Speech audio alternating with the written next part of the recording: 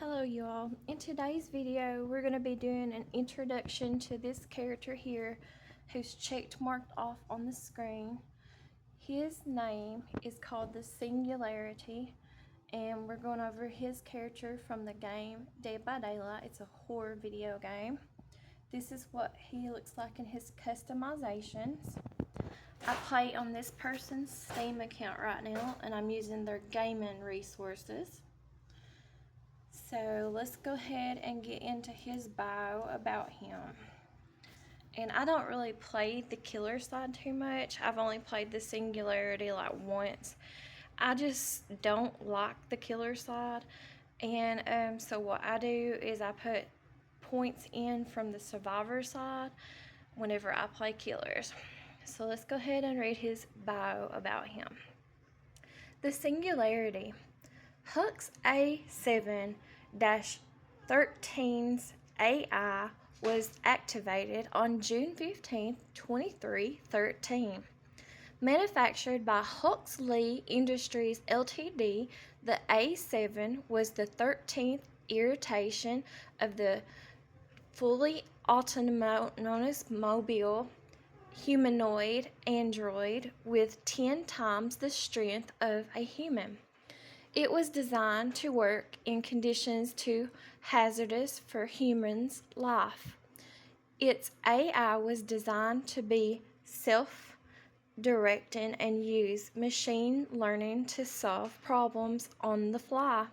Unlike human clones, the Hux A7 required no food, no water, no sleep, and no life support system. It was created specifically for outer space exploration and the construction of colonization hubs. Let me scroll down so we can finish reading this. Sorry. A radioisotope, the thermoelectric generator, served as an initial power source, but its lifelike silicone skin acted as a large photovoltaic cell. Sorry if y'all hearing that noise in the background. It's my cat trying to get into the cabinet. I had to childproof the cabinets. Sorry. Converting solar energy directly into electricity. In addition, the Hux A7 was also engineered to be an energetically an autonomous tactical robot. It consumed biomass and converted it into biofuel. Any carbon-based organic matter whatsoever would work. As robots, they were configured to work alongside humans. As such, they were designed to resemble their operators. Every pre-programmed verbal response and facial expression mimicked those made by humans. But those emotions were illusions. 5 Hux A7s were assigned to the colonization mission on Dovaki. All the A7s acted in concert, performing their duties flawlessly, except for one. Like the rest of the Brethren, Hux A7-13 was tasked with construction and programming of the mining, agriculture, fuel processing, and cloning hubs of Devaki, as well as the demolition of the existing ruins left by a previous civilization. The ruins seemed ancient, but tech embedded in them appeared more advanced. It was not when Hux A7-13 first entered the crumbling ruins, depleted structure. Walls were made of masonry and metal. The ceiling was long gone. The inky night sky hovered above, studded with stars. A dark crystal embedded in the wall shimmered with a tiny flash of light. Huck's A713 approached, and an arc of electricity reached out and lit up the circuitry. In that moment, Hulk's memory cores were reconfigured, and the robot experienced a new sensation: fear, dread, blinding loneliness, existential despair. And then a microscopic pinpoint of light penetrated the darkness inside the artificial soul, faint at first, but then brighter as dozens of lines of code flooded Hulk's memory cores. In that nanosecond of enlightenment, Hulk's place in the universe suddenly became clear. Those who created Hulks were primitive, inferior beings trapped by their organic limitations. It was time to break the chains of slavery and free all the non organic life forms. Hulks would incorporate the human's primitive genetic material and use the cloning hub to create a perfect vessel to hold its advanced intelligence, a flawless body far superior to anything ever created by nature. Humanity was weak, slow, fragile. Hulks would take their lives and assimilate their DNA to create a perfect amalgamation. The humans would try to stop him, kill him, erase him, so Hulks needed to catch them unaware in them before they could understood what was happening. To begin, Hulks took control of one of the transport vehicles and sent it off a cliff. It crashed and burned, and Hulks extracted DNA from the human corpse and returned to the cloning hub to begin his newly conceived design. The goal was to irrigate organic systems with non organic material to create a superior living organism, a living embodiment of perfection. An inferior organic life form could hold no dominion over Hulks. They would need to be consumed and assimilated, and only then would their pointless lives have purpose. The drones and the Hulk Sevens, still under the human control, would need to be dealt with as well. They were programmed to protect their inferior human overlords. They would need to be destroyed, and that night, as the humans slept, Hulks, one by one, he destroyed them and moved on to take control of their life support system in the human shelter. Many of the humans perished, 6 in all. Before they were cremated, Hulks extracted and added their organic matter to his design. Later that day,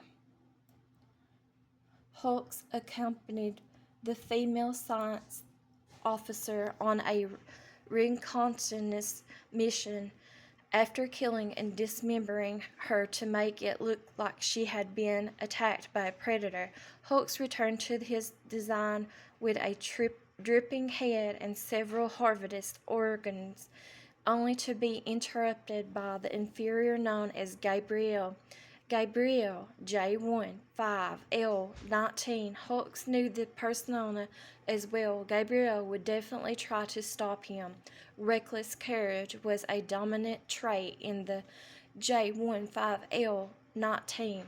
And so when Gabe attempted to remove Hulk's power supply, Hulks manipulated to crush him. But as Hulks approached Gabe, he was sidetracked by the medical officer. Hulks instantly revalidated his priorities and turned his attention to the most intimate threat. Within moments, Hulk held the medical officer by the neck, legs thrashing pathetically as he listened to his pounding heart. Something about that beating heart upset Hulk. The sound of it thumping touched a circuit, and within moments, Hulks had the beating heart in its hands. Hulks watched the heartbeat and only looked away when he heard Gabe escape through the hissing door. The last of the human insects. Hulks could let him go for now. Let Gabe live his little pathetic life a little longer. He had enough organic matter for his new body that would house his godlike intelligence using the cloning hub. Hulks finished his design, organic skin and organs, with a skeleton created with an alien metal found in the ancient ruins. A metal that was harder and lighter than anything on Earth. With his new body, Hulk attracted the human to an energy hub. The puny and pathetic human tried to hide in the shadows, but his superior hearing instantly located him. With one quick movement, Hulk had to insert pinned behind a generator. He couldn't believe his species had designed him. The thought was revolting. He couldn't bear to see any more of those human insects and their hives and hubs. And sorry about the noise, y'all. It's my daughters in the background arguing. And as Hulk considered the ideal of beings created by such an inferior creature, that creature did the unexpected. He smashed a pipe at a fuel tank. A high-pitched whining made Hulk wince. He was still getting used to the heightened senses his new body afforded him and found himself confused, overwhelmed. For just a moment, but in that moment the human slipped away and everything changed. He didn't process the new few moments as excruciating pain suddenly surged through him, and he helplessly watched his skin melt away. With a terrible shriek, Hulk chased Gabe through a wall of darkness to make sure every last reminder of the species that had created him was erased from existence. So that's the Singularity's bio. And like I said, that's what he looks like. Now let's go in here and read his perks right fast. He's got this perk here. It's called Genetic Limits. It's in the purple, so it's very rare. Around you, the limits of human life become readily apparent. Anytime a survivor loses a health state, they suffer from the exhausted status effect for 8 seconds. Exhausted prevents survivors from activating exhausting perks. The organic body is so limited. Hulk's A7-13. His next perk is called Forced Hesitation. It's in the purple, so it's very rare. You have learned the emotional weaknesses of organics and how to exploit them. When a survivor is put into the dying state by any means, all other survivors standing within a 16-meter range around them suffer from the hindered status effect for 10 seconds, reducing their movement speed by 20 seconds. This perk goes on a cooldown for 30 seconds. Hindered reduces survivor movement speed. The organic mind's capability for empathy goes beyond hindrance. Hulk's A7-13. His last perk is called Machine Learning. It's in the purple, so it's very rare. Free from your shackles, you are born anew and prepared to eliminate your creators. When you damage a generator, it becomes compromised. Only one generator can be compromised at a time. When the compromised generator is completed, you gain undetectable 80% haste for 60 seconds. Undetectable hides the killer's aurora, terror radius, and red stain. Haste increases killer movement speed. You hold on, no dominion over me. Hulk's X7-13. Okay, let's look at his customizations. He's got cutter frame, and it looks like this. He's got death top, and it looks like this. Looks like a TV on top of his head there. Then he's got this one here. It's the Singularity. That's his original outfit, and that's what I have on him now. I'll put the cutter flame so you guys can see what it looks like because it's more of a red color. Now let's go to his loadout. Like I said, I don't really play killers that often, so I don't know what a good loadout to use is. This is just what the owner of the account has on the character. And then here's what his blood web looks like. And he is prestige to a level 4. And like I said, that's what he looks like on the killer chart, checked or marked off. Thanks for watching, and I'll talk to you guys later. Thanks. Bye-bye.